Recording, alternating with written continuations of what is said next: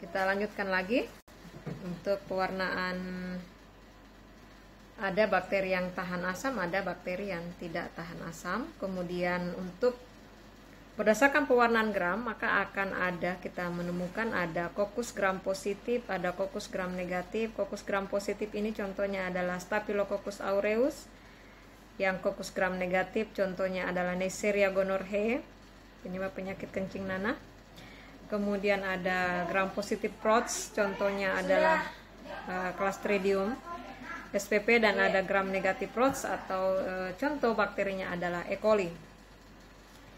Kemudian untuk bakteri yang tahan asam, bakteri yang basil tahan asam itu contohnya adalah Mycobacterium tuberculosis. Sedangkan basil yang tidak tahan asam itu contohnya adalah Staphylococcus aureus.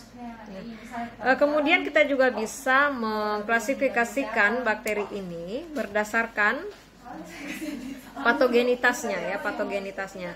Jadi ada bakteri yang patogen, ada bakteri yang non patogen, dan ada bakteri yang bersifat komensal Jadi dia tidak merugikan atau flora normal.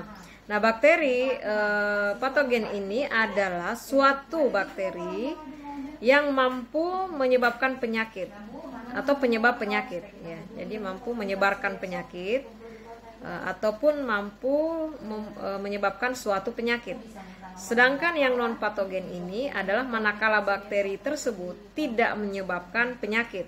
Contohnya adalah Lactobacillus. Nah, kalau patogen tadi seperti Salmonella typhi penyebab penyakit tipes, kemudian ada Staphylococcus aureus, ada Mycobacterium tuberculosis penyebab penyakit TB. Itu patogen. Nah, non patogen contohnya Lactobacillus Kemudian bakteri komensal ini adalah flora normal atau non patogen, tetapi sewaktu-waktu mereka dapat menyebabkan suatu penyakit pada manakala sistem imunitas orang yang terpapar oleh bakteri tersebut itu sedang tidak baik Jadi tergantung dengan sistem imunitas seseorang. Kemudian berdasarkan hubungannya dengan inang atau host dan organisme, maka ada yang saprofit, ada yang parasit, ada yang komensal. Nah, yang saprofit ini adalah mikroba yang hidup bebas atau dia hidup pada binatang yang sudah mati. Yang cara mendegradasi bahan-bahan organik mendegradasi bahan-bahan organik dapat ditemukan pada tanah ataupun air Kemudian parasit. Parasit ini bisa establis dapat bermultiplikasi di dalam host. Kalau parasit berarti dia harus selalu berada atau bergantung pada hostnya. Sangat tergantung kepada organisme yang lain sangat tergantung kepada organisme yang lain dan bisa bermultiplikasi dalam host yang lain itu. Kemudian komensal di sini adalah mikroba yang dapat hidup secara kompleks dan dia bisa berinteraksi secara harmoni Sini with harmony, jadi dia bisa berinteraksi dengan baik dengan organisme-organisme lain.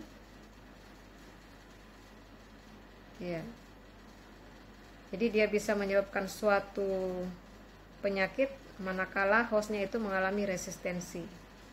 Contohnya di sini adalah organisme-organisme flora normal. Contohnya kemudian pH, kemudian konsentrasi salt salinitas, kemudian ada tekanan atmosfer.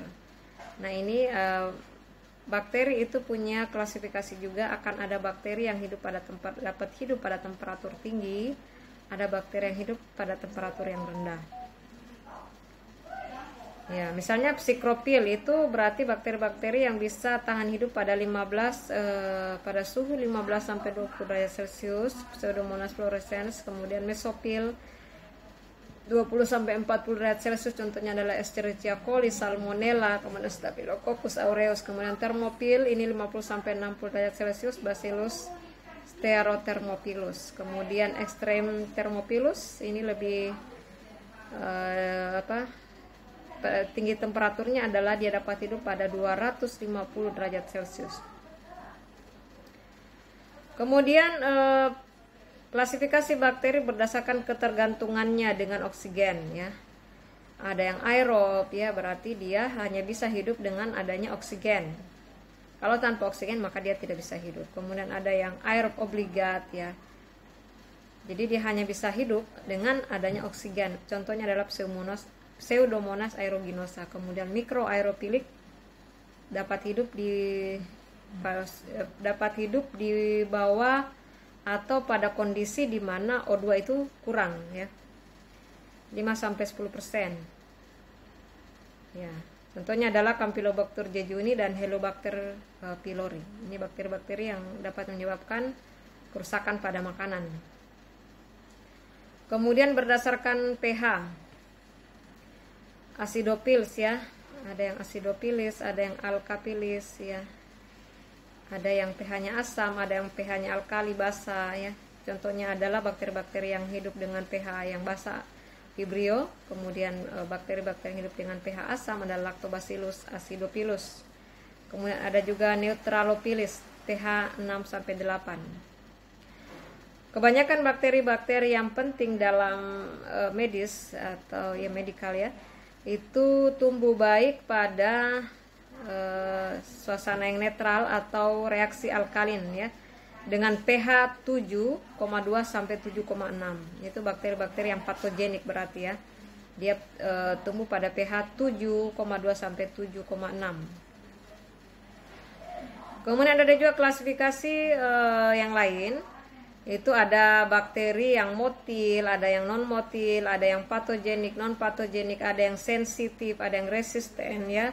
Ini pada antibiotik tertentu. Jadi ada bakteri yang dia sensitif pada antibiotik tertentu. Kemudian ada juga bakteri yang punya sifat laktose fermenter, contohnya Escherichia coli. Namun ada juga bakteri yang punya sifat laktosa non fermenter atau dia tidak membentuk laktosa ya pada saat uji biokimia. Ya. Jadi untuk materi hari ini Ibu cukupkan sampai di sini.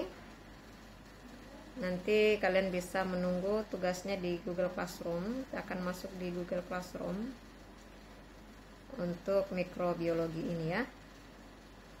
Kelas 1A maupun kelas 1B. Ibu harapkan dapat memahami materi hari ini dengan baik. Nanti slide materinya akan Ibu kirim juga di Google Classroom. Demikian materi hari ini dari Ibu Reni, semoga bermanfaat. Assalamualaikum warahmatullahi wabarakatuh.